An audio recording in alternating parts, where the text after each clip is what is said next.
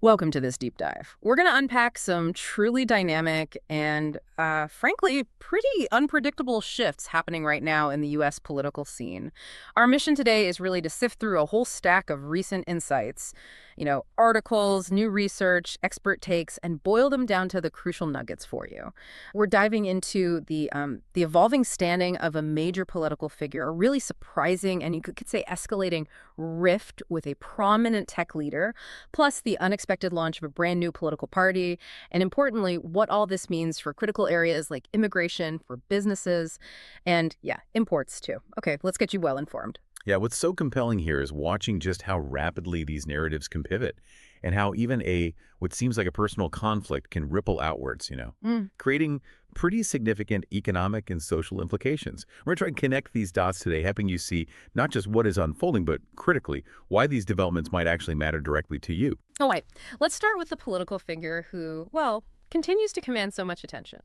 Our sources suggest that post-2024, he's really solidified his position. He's the Republican frontrunner for 2028, seems pretty clear.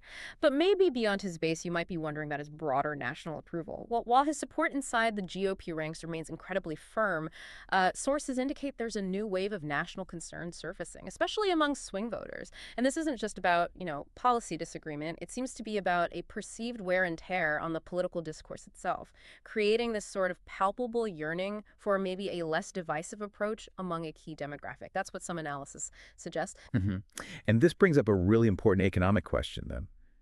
What are the potential ripple effects of this kind of political posture? You've got business leaders, particularly those in sectors, say, reliant on government contracts or global trade, voicing significant apprehension over his fiscal strategy. The concern isn't just the optics, the ballooning deficits from increased spending coupled with proposed corporate tax cuts. It's the potential for interest rate hikes, maybe currency volatility, and just a dampening effect on long-term investment because of mounting national debt. That's what's making them uneasy.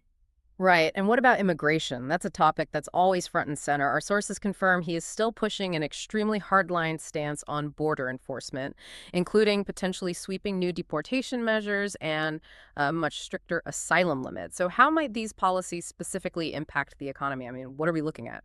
Well, they could lead to a pretty significant reduction in migrant labor inflows. And that potentially creates labor shortages in sectors heavily reliant on immigrant workers, like agriculture or construction. Yeah. Real-world impacts. Okay, so while those policy battles are ongoing, a completely different kind of disruption has erupted. This surprising and escalating feud between the former president and, well, none other than tech titan Elon Musk. Yep. Yeah, and you might remember them as collaborators, right? Yeah. Musk even led that short-lived Department of Government Efficiency. That's right, yeah. An initiative that aimed to streamline federal agencies, but, well, ultimately saw pretty limited success, which adds an interesting layer, I think, to their current animosity. Definitely. But now they're clearly at odds. The conflict really escalated when Musk slammed the former president's new One Big Beautiful Bill, which was reportedly this massive omnibus spending package, right, for infrastructure, social programs. And Musk called it debt slavery. Yeah. Pretty strong words, citing its projected impact on the national debt. Yeah, debt slavery. And the public's response to this, especially on platforms like X, has been quite telling. You see polls showing that a remarkable two-thirds of X users are backing Musk's idea of a new party. That suggests a significant, maybe even underestimated appetite for an alternative political option right now. That's a huge number, a provocative claim from Musk, certainly.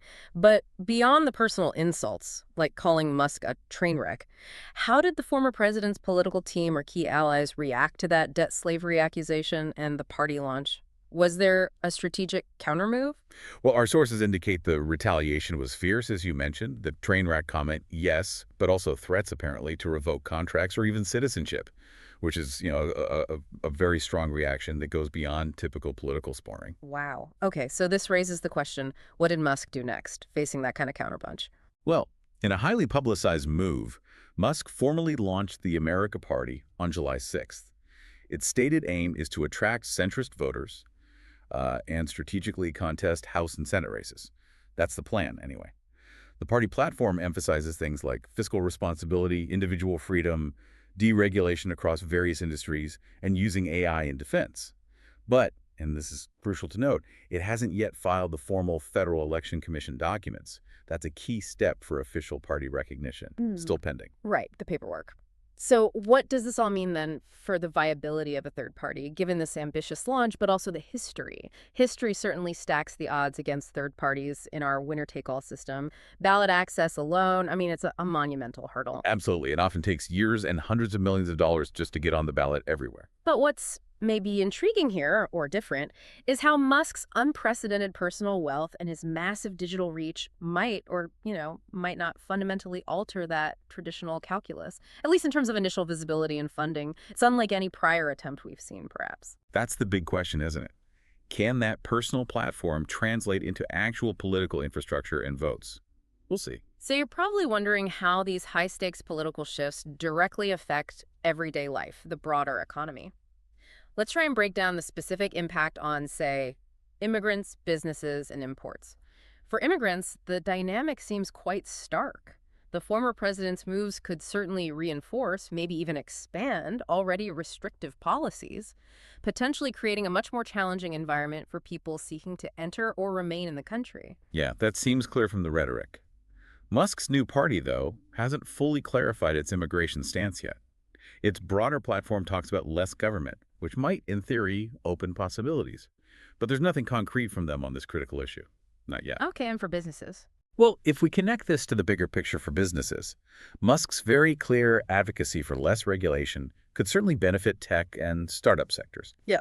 Potentially fostering an environment where innovation faces fewer bureaucratic hurdles.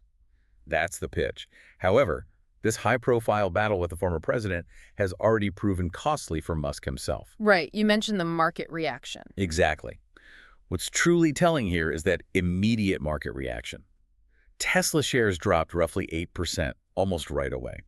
Investors fretting over the political distractions, the potential fallout for his companies. An 8% drop, that's significant. It really is. It shows how quickly market confidence can be swayed by perceived political instability, especially with such high-profile figures involved. It just underscores how intertwined these sort of personal feuds can become with global business interests. Yeah, absolutely. And for imports, we see a clear divergence there too, right? The former president continues to push for higher tariffs, aggressive renegotiation of existing trade deals, more of a protectionist approach. Whereas Musk, conversely, advocates for free trade and fewer international trade barriers. So if the America Party actually gains significant influence, maybe in some congressional races, we could potentially see a push for softer import policies. Potentially, yeah. Especially benefiting industries like tech that rely really heavily on those global supply chains. That would be the logical outcome. Okay, so as we wrap up this deep dive, you might be asking, what are the crucial indicators to watch over the next year? What signals how these dynamics are actually playing out? Our sources seem to highlight three critical things. First, can the America Party successfully navigate that incredibly complex, resource-intensive process of getting on ballots in enough key states? That's huge. A massive undertaking that often trips up new parties, as you said. Second, will Musk actually put his substantial resources behind funding primary challengers, specifically targeting Republican incumbents aligned with the former president's faction? That would be a direct political intervention, wouldn't it? Potentially very disruptive, really testing the GOP's internal cohesion. And third, will the former president's sustained hardline rhetoric truly reshape GOP priorities on immigration and trade, pulling the party further that way? Or will internal and external pressures maybe create some kind of counterbalance? Yeah, all crucial questions. And this raises another one. What's truly at stake for the powerful players involved here? I mean, if Musk manages to win even a handful of congressional seats, he could become a kingmaker, couldn't he? In what's often a closely divided legislature, wielding potentially outsized influence on policy debates. A kingmaker, yeah. But the stakes are equally high for him if the former president retaliates effectively, right? Absolutely. By potentially pulling government subsidies for his companies, maybe launching investigations, creating regulatory hurdles, any of which could significantly hurt Musk's vast empire. Yeah. So high stakes on both sides. So ultimately, how do these complex power shifts, the emergence of new political players, how does it all translate into tangible effects on your daily life, your wallet, the broader economic landscape. The interplay between these powerful figures and this nascent political party isn't just, news headlines. It's actively shaping the landscape for policy, for business, and even the daily realities for citizens. Exactly. And this whole situation, I think, encourages us to consider the unpredictable nature of political power in our modern era. As you reflect on this deep dive, maybe consider this. In a political landscape that seems increasingly shaped by individual personalities and their direct clashes, how might the clash of two individual wills, two powerful figures like this, reshape the broader institutional structures and maybe even the traditional party alignments of a nation? It's a provocative thought, isn't it? Something to keep an eye on.